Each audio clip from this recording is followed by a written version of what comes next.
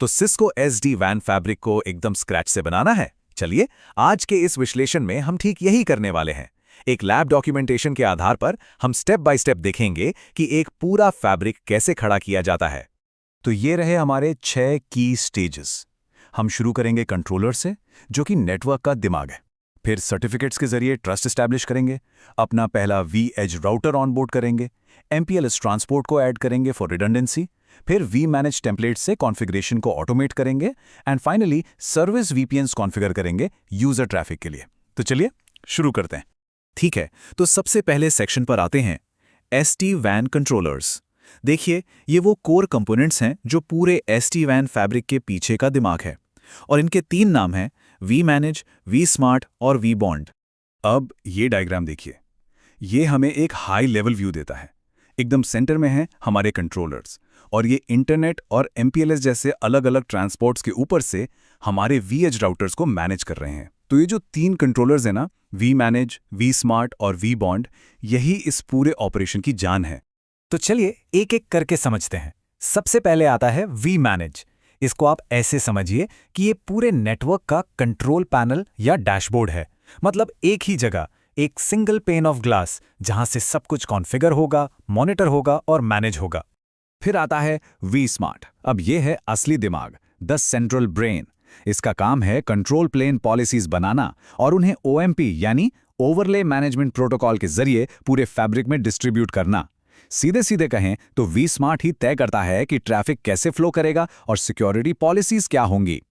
और तीसरा कंपोनेंट है vBond।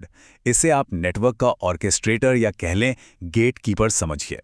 जब भी कोई नया डिवाइस फैब्रिक से जुड़ना चाहता है तो vBond ही उसे सबसे पहले ऑथेंटिकेट करता है। ये पक्का करता है कि डिवाइस असली है या नहीं, और फिर उसे बताता है कि भाई तुम्हें vManage और vSmart से कैसे कनेक्ट करना है।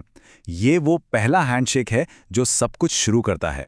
ठीक है, तो अब हमें कंट्रोलर्स के बारे में पता है, पर एक बड़ा सवाल ये है कि ये सारे डिवाइसेस एक दूसरे पर भरोसा कैसे करते हैं। मतलब इनकी कम्युनिकेशन सिक्योर कैसे होती है। यहीं पर रोल आता है ट्रस्ट का, और ये ट्रस्ट एस्टैब्लिश होता है डिजिटल सर्टिफिकेट्स के जरिए। कॉन्सेप्ट बड़ा सीधा सा है। जैसा कि यहाँ बताया गया है, जब 2 डिवाइस एक दूसरे पर भरोसा करते हैं तो वो असल में किसी तीसरे पर भरोसा कर रहे होते हैं, और वो तीसरा है सर्टिफिकेट अथॉरिटी या CA। मतलब अगर vSmart और V-Edge दोनों एक ही रूट CA को ट्रस्ट करते हैं तो बाय डिफ़ॉल्ट वो एक दूसरे को भी ट्रस्ट करने लगते हैं। तो ये ट्रस्ट बनता कैसे है? प्रोसेस कुछ ऐसी है। सबसे पहले एक रूट CA सर्वर सेटअप होता है, फिर उसका जो रूट सर्टिफिकेट है वो सभी कंट्रोलर्स और V-Edges पर इंस्टॉल किया जाता है। इसके बाद हर डिवाइस एक सर्टिफिकेट साइनिंग रिक्वेस्ट या CSR जनरेट करता है। ये बिल्कुल वैसा है जैसे ID कार्ड के लिए एप्लीकेशन भरना।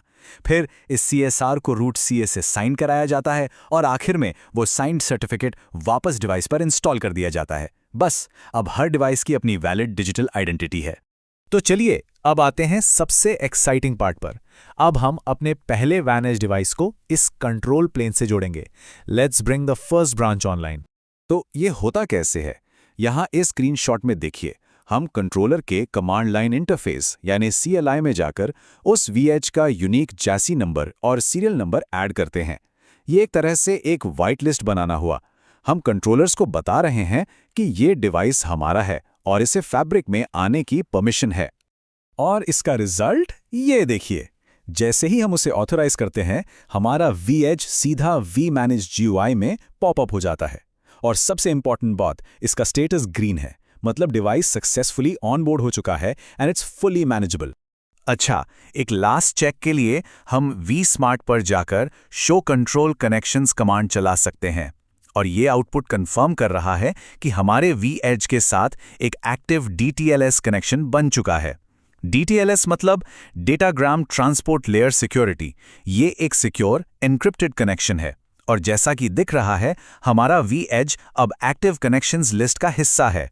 ठीक है, एक डिवाइस तो जुड़ गया, पर प्रोडक्शन नेटवर्क में सिर्फ एक इंटरनेट कनेक्शन पर डिपेंड करना ठीक नहीं है। तो चलिए अब अपने फैब्रिक को और स्ट्रांग बनाते हैं एक प्राइवेट MPLS ट्रांसपोर्ट ऐड करके। इससे हमें मिलेगी रिडंडेंसी और हाई अवेलेबिलिटी। तो अब हमारे पास 2 रास्ते हो गए, इंटरनेट और MPLS। पर सवाल यह है कि फैब्रिक को कैसे पता चलेगा कि कब कौन सा रास्ता इस्तेमाल करना है। या अगर एक रास्ता बंद हो जाए तो क्या होगा? यहीं पर BFD यानी bidirectional forwarding detection scene में आता है। ये एक प्रोटोकॉल है जो ऑटोमेटिकली हर ट्रांसपोर्ट लिंक की हेल्थ को रियल टाइम में मॉनिटर करता रहता है, और जैसे ही कोई लिंक फेल होता है, BFD उसे मिली सेकेंड्स में डिटेक्ट कर लेता है और ट्रैफिक को तुरंत दूसरे वर्किंग लिंक पर शिफ्ट कर देता है। और ये रहा इसका सबूत। जब हम show BFD sessions command run करते हैं तो आउटपुट साफ साफ दिखा रहा है। हमारे पास पब्लिक इंटरनेट के लिए भी BFD सेशन है और MPLS ट्रांसपोर्ट के लिए भी। और सबसे ज़रूरी बात, स्टेट कॉलम में देखिए, दोनों का स्टेटस अप है। इसका मतलब हमारे दोनों ट्रांसपोर्ट लिंक्स एक्टिव हैं और ट्रैफिक हैंडल करने के लिए तैयार हैं। चलिए, तो हमारा फाउंडेशन अब सॉलिड है। पर सोचिए, एक डिवाइस को कॉन्फ़िगर करना तो ठीक है, लेकिन जब 100 या 1000 डिवाइस हों तब क्या होगा? यहीं पर vManage टेम्पलेट्स का जादू काम आता है। ये हमें कॉन्फ़िगरेशन को स्केल करने और ऑटोमेट करने की पावर देते हैं। ये वर्कफ्लो इसे बहुत अच्छे से समझाता है। इसे आप लेगो ब्लॉक्स की तरह सोचिए। पहले आप छोटे छोटे रीयूजेबल ब्लॉक्स बनाते हैं, एक इंटरफेस के लिए, एक VPN के लिए, एक राउटिंग प्रोटोकॉल के लिए।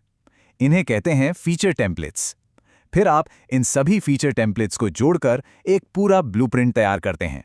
इसे कहते हैं डिवाइस टेम्पलेट। और फिर बस इस एक डिवाइस टेम्पलेट को आप जितने चाहें उतने डिवाइसेस पर एक साथ अटैच कर सकते हैं। तो इससे फर्क क्या पड़ता है? हम पुराने तरीके यानी CLI मोड से, जहां हर डिवाइस पर मैन्युअली कॉन्फ़िगरेशन करनी पड़ती थी, जिसमें गलतियों की बहुत गुंजाइश थी, हम उससे शिफ्ट हो रहे हैं vManage मोड पर। यह एक सेंट्रलाइज्ड टेम्पलेट ड्रिवन अप्रोच है। इससे कंसिस्टेंसी इंश्योर होती है और स्केलिंग तो बहुत ही आसान हो जाती है। तो अब तक हमने जो बनाया वो था हमारा अंडरले नेटवर्क यानी ट्रांसपोर्ट लेयर। अब इसके ऊपर हम बनाएंगे ओवरले नेटवर्क्स, जो असल में हमारा बिजनेस ट्रैफिक कैरी करेंगे। और SD-WAN की दुनिया में इन्हें कहते हैं सर्विस VPNs। ये इमेजेस इस कॉन्सेप्ट को बिल्कुल साफ कर देती हैं। बाईं तरफ जो ट्रांसपोर्ट VPN है, VPN 0, उसे आप एक हाईवे मान लीजिए, जो हमारे सारे V-एजेस को आपस में जोड़ता है। और दाईं तरफ जो सर्विस VPNs हैं, VPN 5, VPN 10, ये उस हाईवे के ऊपर बनी प्राइवेट लेन्स हैं। एक लेन कॉर्पोरेट डेटा के लिए हो सकती है, दूसरी वॉइस ट्रैफिक के लिए, तीसरी गेस्ट यूजर्स के लिए। ये ट्रैफिक को लॉजिकली सेगमेंट करने का एक बहुत पावरफुल तरीका है। और इन सर्विस VPNs के अंदर राउटिंग कैसे होती है? बिल्कुल वैसे ही जैसे हम ट्रेडिशनल नेटवर्किंग में करते आए हैं। हम स्टैंडर्ड राउटिंग प्रोटोकॉल जैसे OSPF या BGP का इस्तेमाल कर सकते हैं, ताकि साइट्स आपस में राउट्स एक्सचेंज कर सकें। और बस इसी के साथ हमारा एक बेसिक SD-WAN फैब्रिक बनकर तैयार है। हमने कंट्रोलर्स को सेटअप किया, सर्टिफिकेट्स के जरिए ट्रस्ट बनाया, मल्टीपल ट्रांसपोर्ट्स ऐड किए और यूजर ट्रैफिक के लिए सर्विस VPNs भी कॉन्फ़िगर कर दिए। पर कहानियां खत्म नहीं होती, बल्कि असली मजा तो अब शुरू होता है। अब जब हमारा फैब्रिक ट्रैफिक कैरी करने के लिए तैयार है, तो सोचने वाली बात यह है कि अब इस पर कौन सी पॉलिसीज अप्लाई की जाएंगी। हम एप्लीकेशन अवेयर राउटिंग कैसे यूज करेंगे? खैर, ये वो सवाल हैं जो इस फाउंडेशन के ऊपर बनाए जाते हैं।